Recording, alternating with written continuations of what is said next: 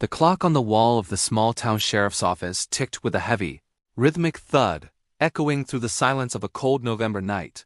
But for the Miller family, time hadn't just slowed down, it had shattered. Imagine a scene so grisly, so inexplicable, that even the most seasoned investigators felt a chill that had nothing to do with the winter air. A locked house, no signs of forced entry, a dinner table set for four, and a trail of blood that led to a room where the laws of physics and human logic seemed to vanish. This isn't just a murder mystery. It is a descent into a mathematical impossibility. This is a case where every piece of evidence contradicts the last, and where the truth is buried under layers of silence. Nothing about this crime adds up. Welcome to the Midnight Crime Vault. To understand the nightmare, we have to look at the dream. Willow Creek was the kind of town where people left their front doors unlocked and their car keys in the ignition. It was a community built on the bedrock of trust.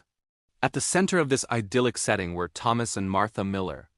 Thomas was a respected high school physics teacher, a man of logic, equations, and predictable outcomes. Martha was a beloved librarian. They had two children, Leo, a college track star, and Chloe, a gifted pianist. On the surface, they were the blueprint of the American dream. Their home sat at the end of a long wooded driveway, shielded from the prying eyes of neighbors by a thick curtain of oak and pine. On the night of November 14th, the temperature plummeted. A light frost began to coat the windows. Inside, the lights were on, casting a warm amber glow against the darkening woods. To anyone passing by, it looked like a typical Friday night. But inside that warmth, something cold was festering. Something that defied the very logic Thomas Miller taught his students. The timeline begins at 6:42 p.m. Neighbors reported hearing no screams, no struggle, only the faint sound of a piano, a haunting melody that suddenly cut off mid-note. When the police arrived 2 hours later, following a frantic but silent 911 call where only breathing could be heard, they found a house that looked perfectly normal from the outside. But once they crossed the threshold, the reality of the situation began to warp. The dinner was still warm on the plates. Steam was still rising from the mashed potatoes. Yet the dining room was empty. The first anomaly was the blood. It didn't start at a wound. It started in the middle of the hallway, a perfect, circular pool as if it had fallen from the ceiling, yet the ceiling was pristine. As investigators moved deeper into the house, they found Thomas in his study. The door was locked from the inside. The windows were bolted. He was seated at his desk, his eyes wide open, staring at a blank chalkboard. There was no physical trauma on his body, no stabs, no bullets, no strangulation marks. And yet, the medical examiner would later conclude he had bled out entirely. But where did the blood go? The floor beneath him was bone dry. The investigation deepened into a labyrinth of contradictions that seemed designed to mock the very concept of forensic science. As lead detective Elias Thorne walked through the hallway, his boots clicking on the hardwood, he noticed the second impossibility. Martha Miller's wedding ring was sitting on the kitchen counter, submerged in a glass of water that was vibrating. There were no trains nearby, no heavy machinery, and no seismic activity recorded that night. Yet the water rippled in a perfect concentric frequency. The search for the children, Leo and Chloe, led the team to the basement, a place Thomas had converted into a private laboratory for his advanced theoretical research. The air down there was 20 degrees colder than the rest of the house. On the floor, Leo's track shoes, neatly placed side by side, but Leo was nowhere to be found. Instead, the walls were covered in equations written in what appeared to be charcoal, but upon closer inspection, it was revealed to be oxidized blood, Martha's blood.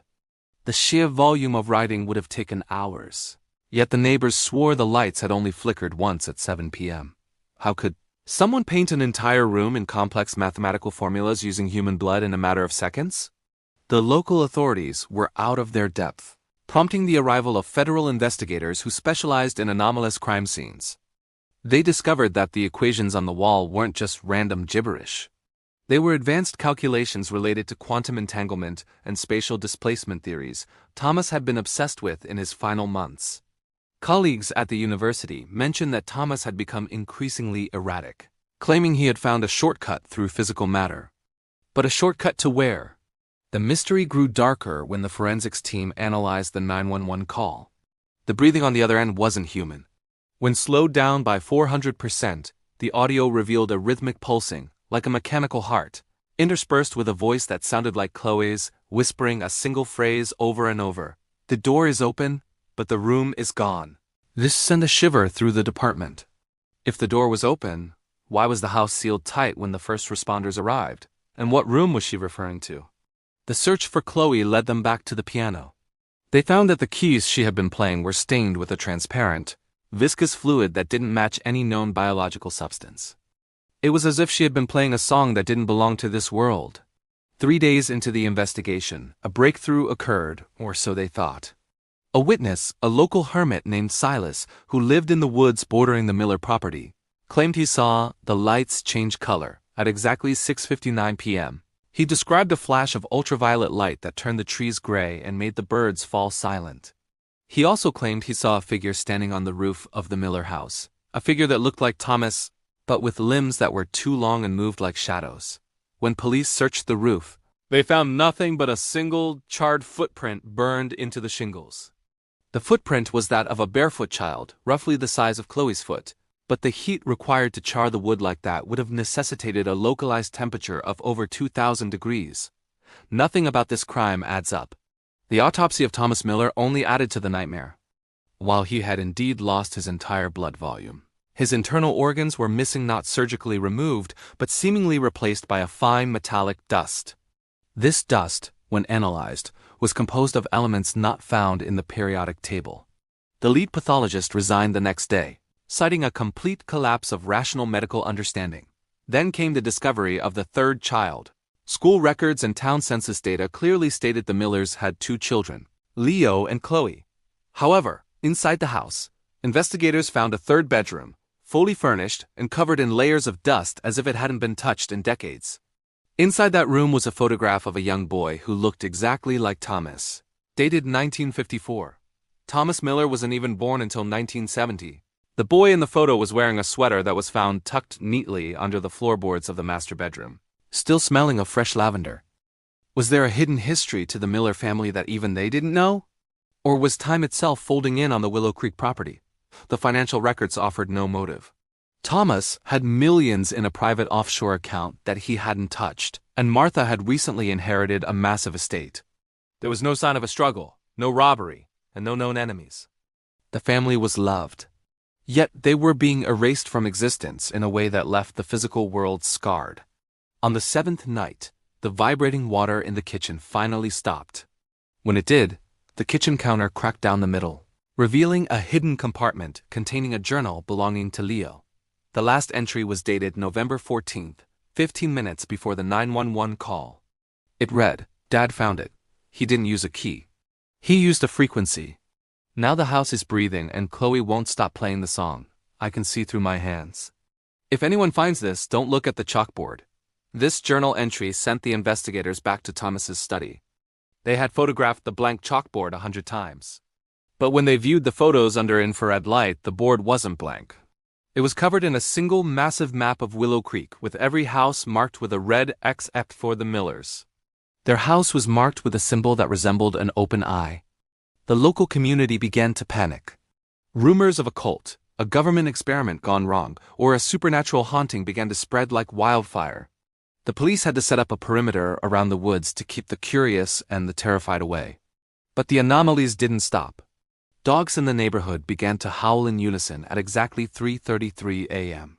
Electronic devices within a mile radius of the house would suddenly display the same message. Calculation error. It was as if the crime wasn't an event, but a spreading infection of the logical world. The most disturbing piece of evidence surfaced 2 weeks later. A trail camera in the woods, 5 miles from the house, captured a grainy image of what appeared to be Leo and Chloe. They were walking through the brush, but their movements were synchronized, like puppets on the same string. They weren't looking at the path. They were looking directly at the camera with expressions of absolute void. When police reached the location, they found the camera melted to the tree. There were no tracks in the mud, despite it having rained the night before. How could 2 teenagers walk through a muddy forest without leaving a single footprint? The "nothing about this crime adds up" mystery became a national sensation, drawing skeptics and believers alike. Some argued it was a sophisticated hoax, but the physical evidence, the missing organs, the metallic dust, the impossible equations couldn't be faked. Others believed Thomas had tapped into a dimension he wasn't meant to see, and the crime was actually a biological and physical reclamation. The case officially went cold in 2024 when the Miller house vanished. Not burned down, not demolished, vanished. One morning, the woods were simply empty. The foundation was gone, leaving only a rectangular patch of scorched earth where the house had stood for 40 years. No one saw it go. No one heard a sound. The only thing left behind was Martha's wedding ring, still sitting on the ground, still submerged in a glass of water that had somehow survived the disappearance, still vibrating at that same haunting frequency. As the years pass, the legend of the Willow Creek disappearance grows.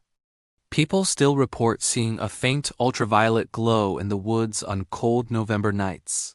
Some say they can still hear the faint sound of a piano playing a melody that doesn't quite follow the laws of music. The police files remain open, but they are filled with more questions than answers. The lead detective, Elias Thorne, retired shortly after the house disappeared, spent his final years obsessed with those equations, filling his own home with charcoal drawings of eyes and doors. He was found dead in a locked room, with no cause of death, staring at a blank wall. The patterns were repeating.